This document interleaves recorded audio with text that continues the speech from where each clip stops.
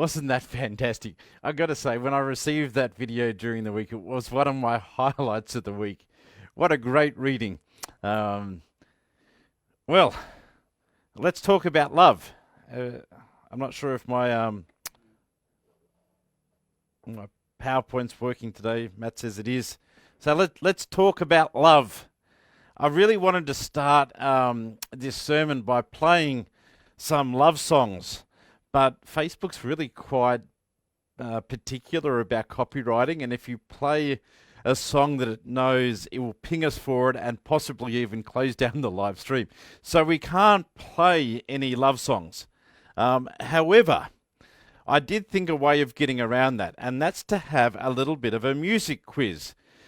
So the idea of this music quiz is that I'm not going to play a love song long enough for Facebook to work out what I'm playing, but you might be able to work it out. I'm going to play 5 love songs in 10 seconds, so 2 seconds of a love song each. I'm only going to play it through once, and the challenge for anybody who's good at this, I don't know if they're the sort of people who know their songs just like that, but if you are, is to write down the song name, and if you're really good, write down the artist in order in the comment sections to win. So some people might be able to be really quick in writing one of them, but yeah, the real winner is the person who can write all 5 with the artists in order in the comment section. Are you up for this? I'm going to play it once. Are you listening? Let's play it now. Falling in love. And I love you more with this love story. I couldn't actually hear that, so I had to wait till Matthew nodded to tell me that the music had finished. So did you get that? While you're pondering that, for those people who are no good at songs, I've got a question for you while people are writing their answers in the comment section. For the people who are not into guessing songs, what's your favourite story? What's your favourite love story or story of deep friendship? Whether that's real or through a work of fiction. Is it someone like Elizabeth and Mr. Darcy? Is it Scott and Charlene? Is it Samwise and Frodo and that deep sense of friendship that they shared? I got this photo during the week of Robert and Iris and Bonnie, and that just made my heart just sing when I saw that, because to me that is just a photo of deep friendship. There. And so, yeah, what is your favourite love story or story of deep friendship? You might want to talk about that in the comments section. So how have we gone? Did anyone get all 5 comments? I'm a little bit ahead of where the comments is. I'm not sure if people want to listen to the 5 again. I thought they were quite easy. I might just go back and play the 5 again and then give you the answers. So if you're still typing in, this is your last chance of getting them before I give the answers. I'll just go back 1. Is that playing the song? Falling in love. And I love you more with this love story. All right. So that's who they are. I'm not sure if anybody... Oh, yeah, Marion's good at this. Lisa's look like that she's got it as well. So let me tell you the answers if you are wondering. Here they are here. Love is in the Air by John Paul Young. Can't Help Falling in Love by Elvis. I Will Always Love You, Whitney Houston. A lot of people got that one. It's very, stands out. The hard one in there was Truly Madly Deeply by Savage Garden, but I had to include it because that's the name that I've given this sermon. And, of course, Taylor Swift at the end there with Love Story. I just saw that Jane Napier's just starting to watch, and she would have been great at this. She's very good at finding songs. So, why did I play all this at the beginning? Because I wanted to introduce this idea, excuse me, of a good love song or a good love story. There's something about it that draws us in. There's something about the build-up, the friendship, the tension, the romance, whether we're reading or watching the story or actually living it. There's something about a good love story that warms our heart. And over today, in the next 2 weeks as well, we're going to hear some love stories from the Bible.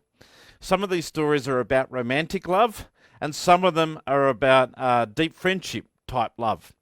In sharing these stories, I have a couple of goals for today and for the next 2 weeks.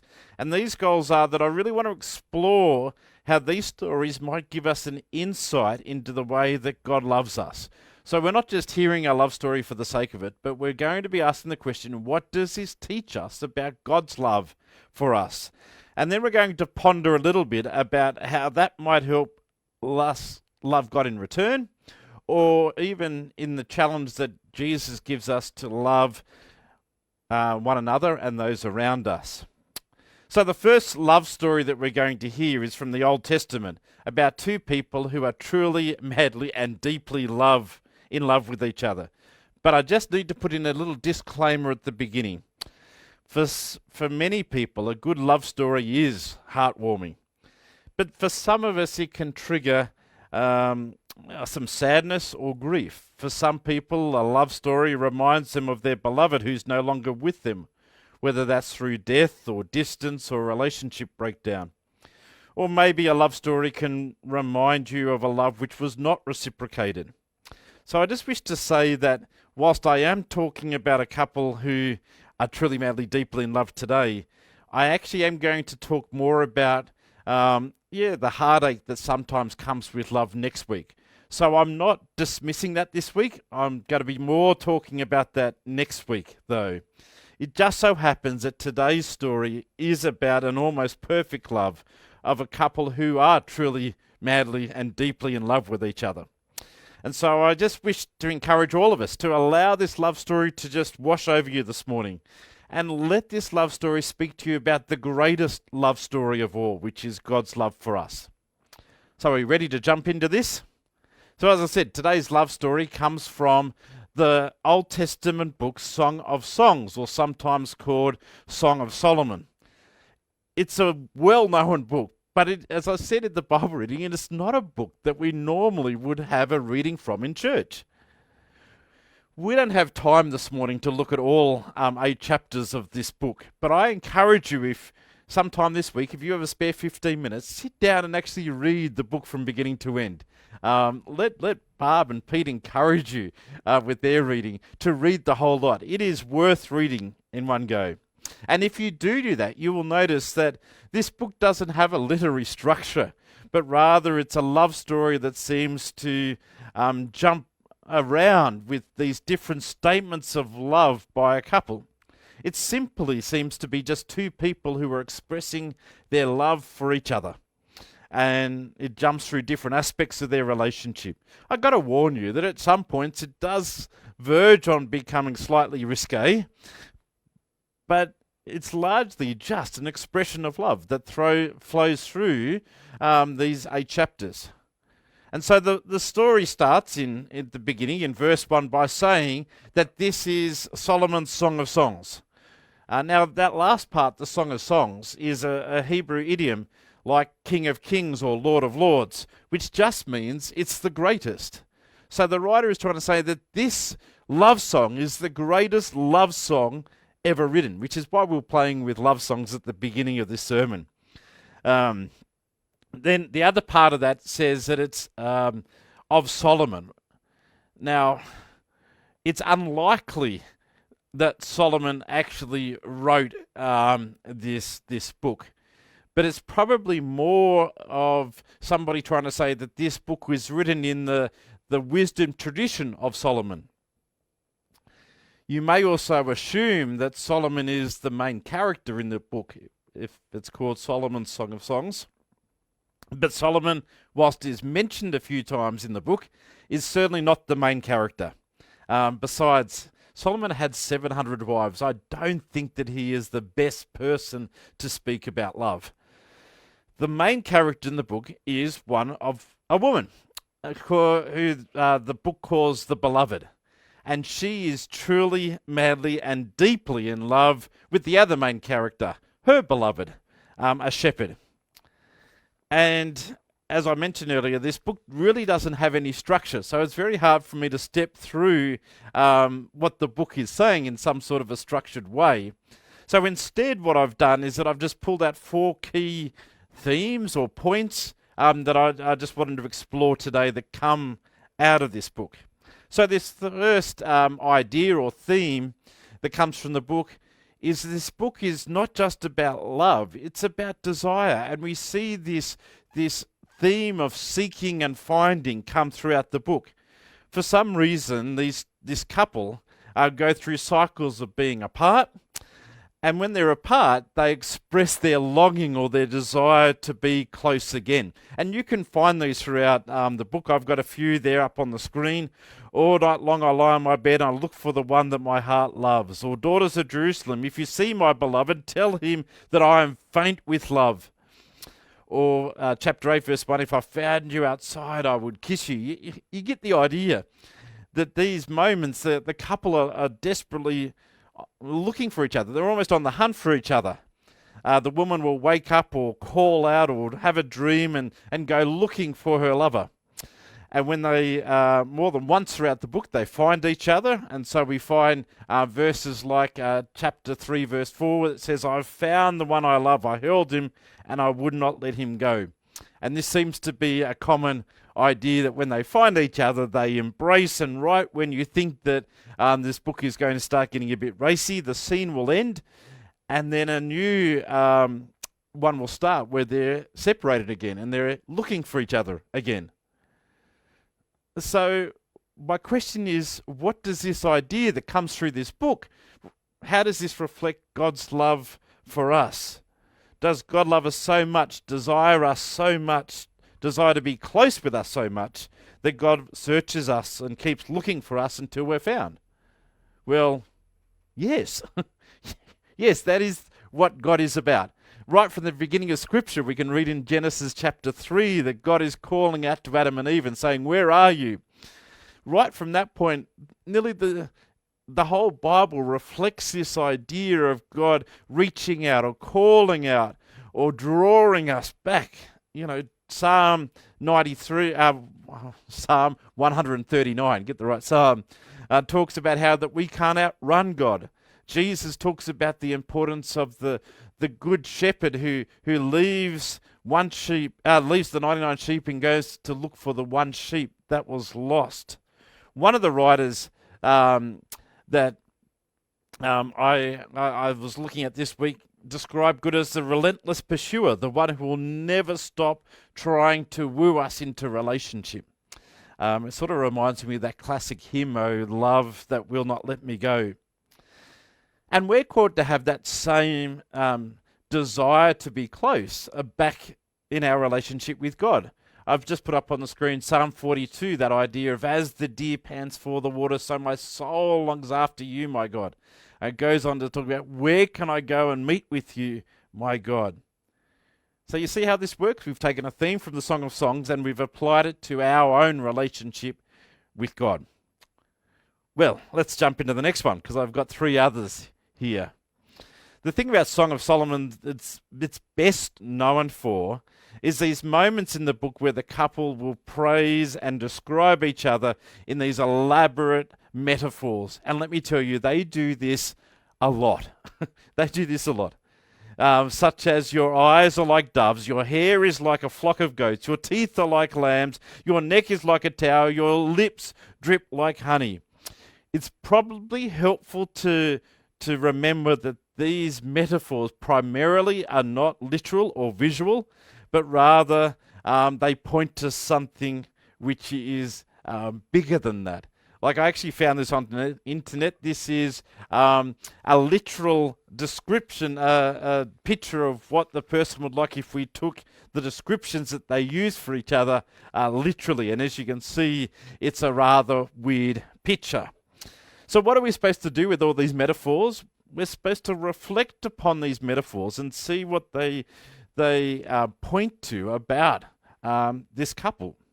And I guess the point that I wanted to explore within this is just how open and generous these couples are in expressing their feelings and their compliments to each other.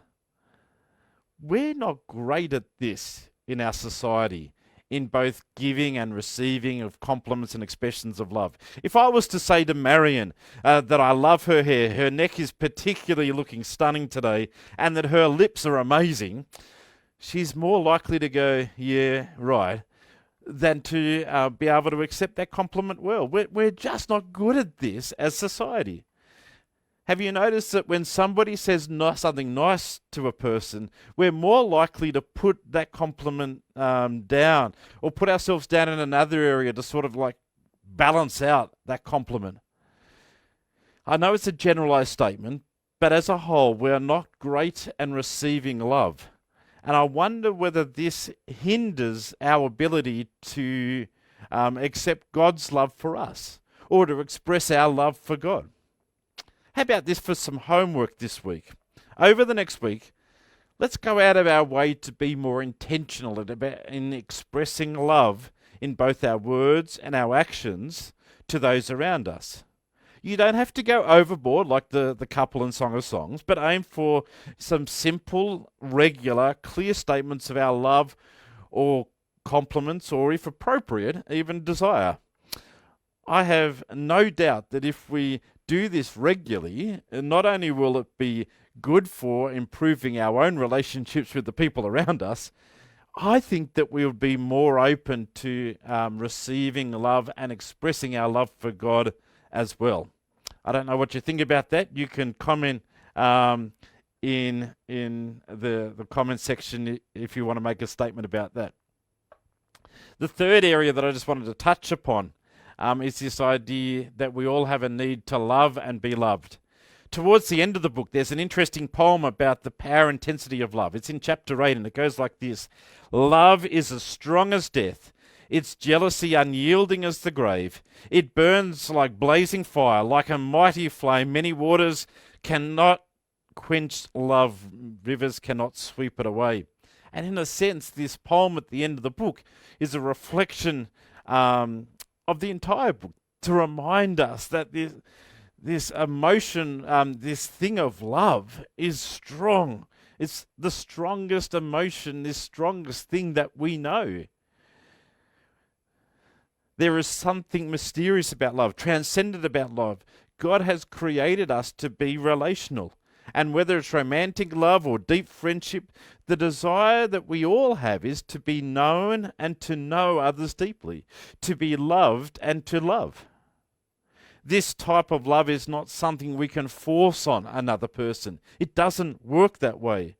As the woman describes it in chapter 8, verse 12, she says, "My own vineyard is mine to give." She's saying love is a choice that we have. We can't just take it from somebody, or we can't force it on somebody. Love is a gift that we have, that we give to each other. It's our own choice to love. So we need to understand this in the context that we only understand love also because God is love. We love because God first loved us. Which brings us to my last point of the four, which is this idea that love is eternal. This whole book, if you read the 8 chapters sometime today, you will see that the Song of Songs is everything. It's got some really great flows and lines in it, but one thing it doesn't have is a good ending. It just sort of stops. It doesn't really end at all. And you almost ask the question, what was the writer thinking? It should have ended with the couple finally getting together and exclaiming that nothing will ever tear them apart ever again, and they'll be living happily ever after. But it doesn't end like that. Instead, at the very end of the book, we find the couple separated again, and them calling out for each other, and them looking and pursuing each other again. It's almost like that there's a few pages left somewhere that didn't get included. But I do wonder whether maybe that is the intention of the writer, to leave the ending to be this unfinished, open-ended sort of idea. Because the reality is that love is a little bit open-ended. True love shouldn't end. We never get to the point where our love for someone is complete, where we can say, yes, we love everything about this person, and no.